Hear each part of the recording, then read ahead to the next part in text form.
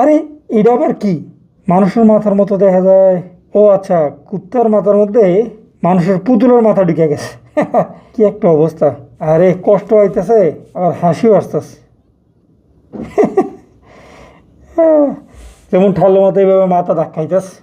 হয়তোবা যে ভিডিও করছে ও এই কাজটা করছে, আর না হলে কুত্তাই শয়তানি করে পুতুলের মাথায় মাথা ঢুকাইছে।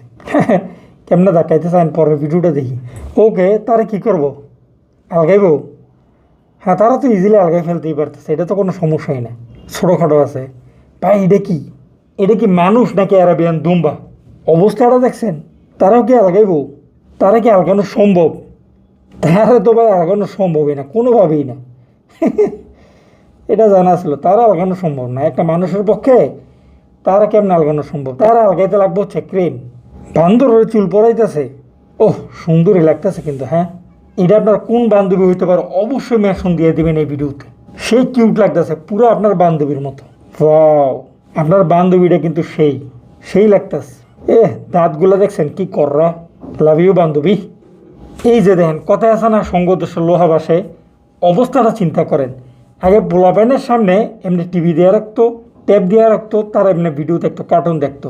এখন দেখেন ব্যাং হাঁস এগুলো নাকি এই ভিডিও দেখে। এটা কোনো কথা? ওই যে দেখেন, আবার মানুষের বাচ্চা ওই ভিডিও দেখতেছে, সব মিল্লা জিলে দেখতেছে। আবার তাদেরকে তোয়ালে দিয়ে সুন্দর করে পেঁচাও রেখে দিচ্ছে। আচ্ছা, এটা আবার কিসের ভিডিও? ডিগবাজি দিব? রে, কি অবস্থা হয়েছে!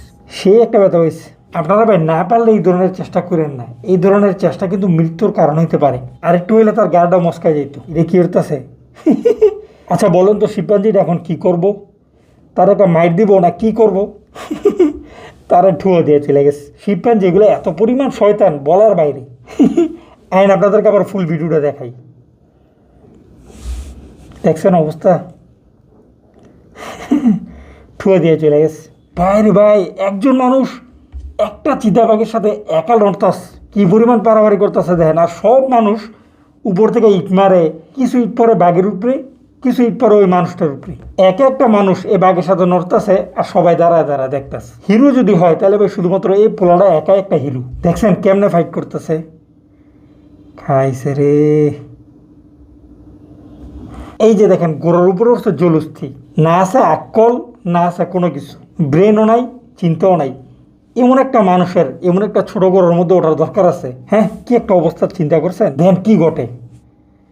আহারে, এমন ছোট গোড়াটা এমন জলস্থির, নিজেই দাঁড়াইতে পারে না, আবার হচ্ছে গোড়ার রূপে।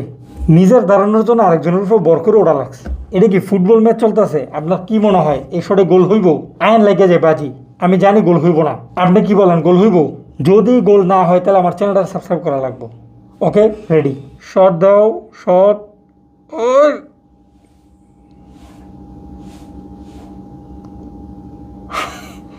আই হে রে, এবার মাথার মধ্যে যা লাগছে। আবার একটু দেখে আপনাদেরকে। পুরা জোরে তার মাথাটার মধ্যে যা লাগতেছে রে। আরে বেড়া পুরো হ্যাং হয়ে গেছে। কে জানে বাচ্চা আছে না নাই, কি একটা অবস্থা। হ্যাঁ, যাই গোল যেতে হয় না, আমার চ্যানেলটা সাবস্ক্রাইবটা মেরে দেন। যখন আমরা ভিডিও বানাইতে যাই আর ভিডিওতে সমস্যা হয়, তখন এই ধরনের রাগ ওঠেই ভাই, কিছু করার নেই। আপনাদের কাছে তো মনে হয় যে আমরা খুব সহজে একটা ভিডিও বানাইলে, ভাই একটা ভিডিও বানাইতে কি যে কষ্ট আপনারা বুঝবেন না। এই কারণে ভিডিও যখন দেখেন অন্তত একটা লাইক করে দিয়েন, মনে একটু সান্ত্বনা লাগলো। এবারে কি হতেছে? নদীর মধ্যে গোসল করতেছে। ভাই নদীর মধ্যে গোসল করলে আমার যে ভয় লাগে। পোলাপানটা গোসল করতে দেখলে ভালোই লাগে, কিন্তু আমার নিজের নাম তো ডর লাগে। কিন্তু তার সাথে কি ঘটবো আইন তো দেখি। ওকে, কোনো একটা কিছু তো ঘটবো, কিন্তু কি ঘটবো? এই তার পায়ের মধ্যে মনে বড় একটা মাছ লাগছে। তার কপালটা ভালো, মাছ পাই। এই কুমির পাই।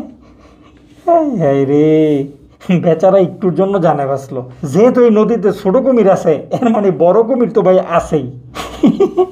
আর জীবনে কেউ আমার মনে হয় না এই নদীতে গোসল করবো। আমিও এই বই নদীতে কখনো গোসল করি না। কখন সাবায় কামড় দেয়, কখন কুমিরে পড়ে, কখন যোগ কামড় দেয়, আর কত কিছু। আপনারা কারা কারা নদীতে গোসল করেন অবশ্যই আমাদের ভিডিওতে কমেন্ট করে দেন।